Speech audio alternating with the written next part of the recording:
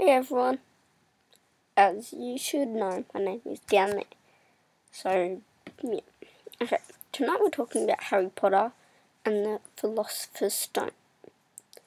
Harry Potter is the most miserable, loneliest boy you can ever imagine. He's shunned by his relatives, the Dursleys, that have raised him since he was an infant. I seriously don't get that. He's forced to live in a cupboard under the stairs, forced to wear his cousin Dudley's hand-me-down clothes, and forced to go to his neighbour's house when the rest of the family's doing something fun. That's just, not fair, at all. Yes, he's just about as miserable as anyone can ever get. Harry's world turned upside down on his 11th birthday. However, a giant Hagrid informs Harry that he's really a wizard and will soon be attending Hogwarts School of Witchcraft and Wizardry. Harry also learns that in the wizarding world, he's a hero, a tiny little baby hero. When he was an infant, the evil Lord Voldemort killed his parents and then tried to kill Harry too. Failed! What's so amazing to everyone is that Harry survived and allegedly destroyed Voldemort in the process. When Harry hears all this, he doesn't know what to think. However, everything Hagrid tells him turns out to be true, and with a joyful heart, Harry starts wizarding school in September the 1st. Still waiting for my letter. It's been years.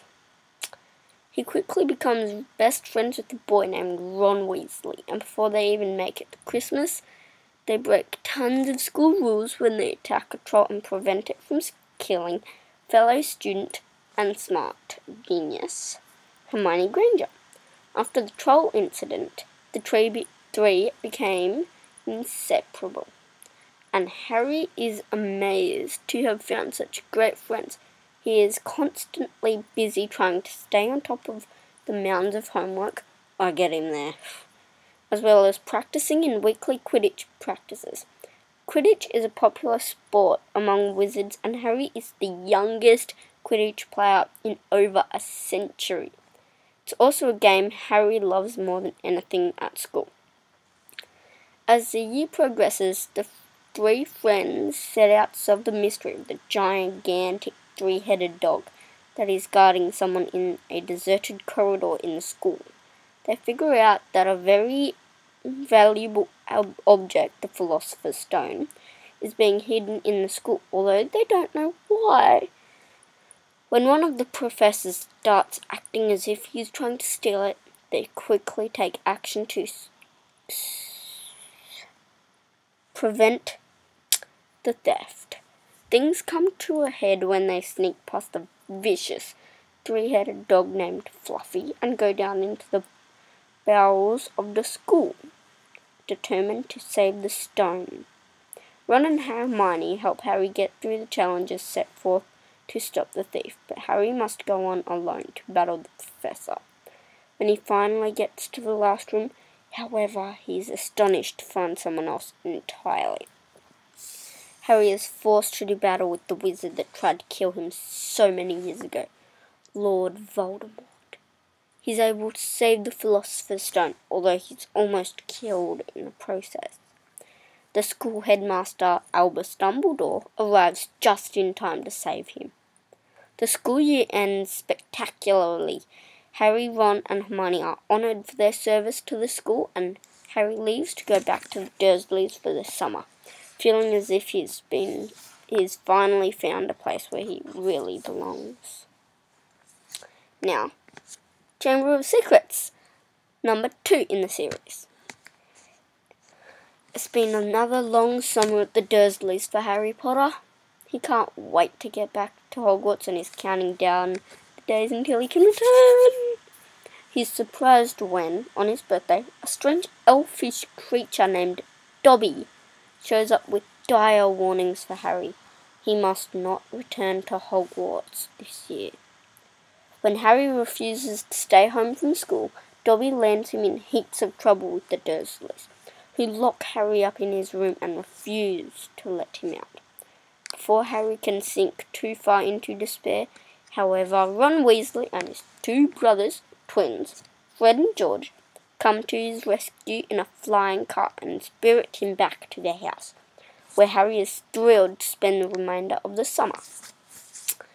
Thus starts an eventful second year for Harry Potter, between having to cope with more homework than ever, a defense against the dark arts professor who is vain and convinced Harry is too, mysterious voice he keeps hearing in the walls. Harry's days are nothing if not interesting. As the school year progresses, however, the mysterious voice Harry keeps hearing is getting more and more menacing, and soon vicious attacks start happening to the students at Hogwarts. When Harry discovers, quite by accident, that he has a parcel mouth and can speak to snakes, he is quickly singled out as Slytherin's heir, the person who, according to legend, will open the mysterious Chamber of Secrets and release the monster within. Of course, Harry has no idea who is attacking the students, but he quickly resolves to find out who is responsible. He, Ron and Hermione come up with an elaborate plan to disguise themselves as Slytherin students so they can question Draco Malfoy, whom they believe is the one setting the monster loose in the school. The plan goes perfectly, but they're disappointed when they find out from Draco that he is not the one they're looking for. The quest gets personal when Hermione is attacked and petrified by the monster. Ron and Harry are devastated and are left on their own to uncover the true identity of the person responsible. Events come to a head when Ron's sister, Ginny, is kidnapped and taken down into the Chamber of Secrets, and Ron and Harry discover an important clue that Hermione left for them. They quickly rush down into the Chamber of Secrets to rescue Ginny. Harry and Ron get separated once they're down there, and Harry is left to pursue the monster on his own. He quickly finds Ginny, and thanks to some mysterious help from Dumbledore and his pet phoenix, Fawkes, Harry is able to destroy Slytherin's heir, who turns out to be a younger version of Lord Voldemort. Voldemort has possessed Ginny, though, and through an enchanted diary, and was using her to set the monster loose on the students. Harry and Ron are both hailed as heroes when they make it back out with Ginny, and Harry can't imagine a finer end to such an eventful year when Hermione and the rest of the victims are healed and they win Gryffindor loads of house points once again.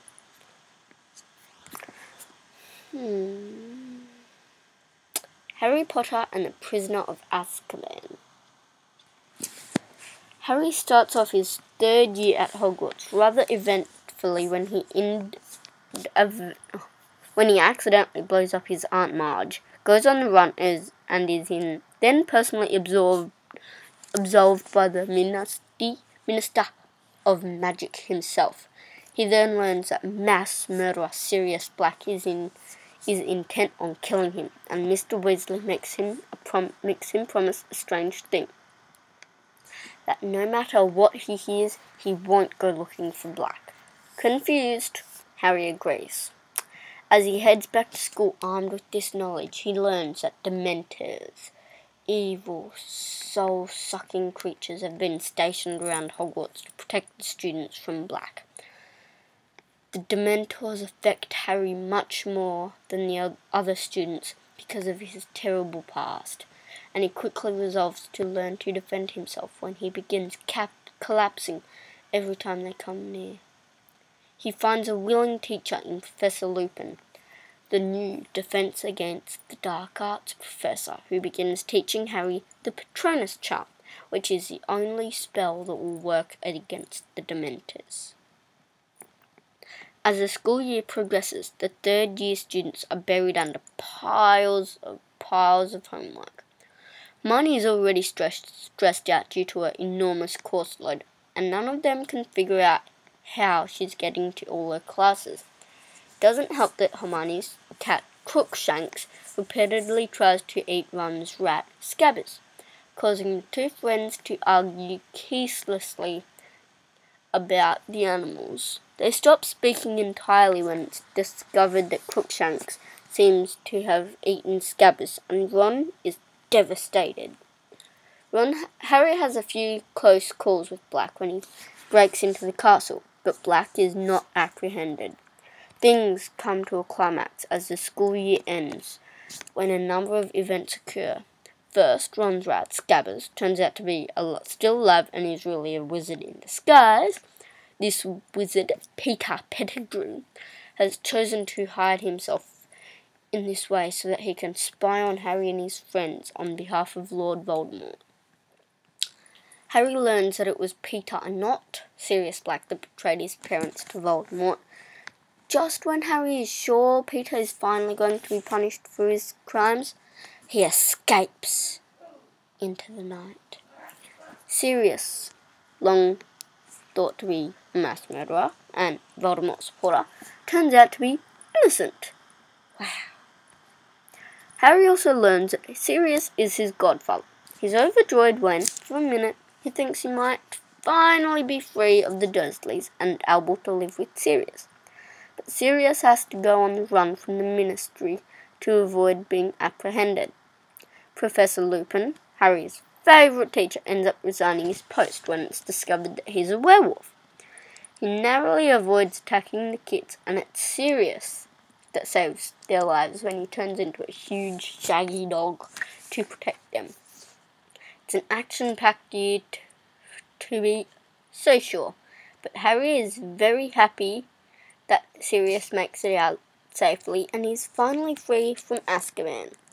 He's comforted by the fact that he finally has a family member, so to speak out, they're watching over him.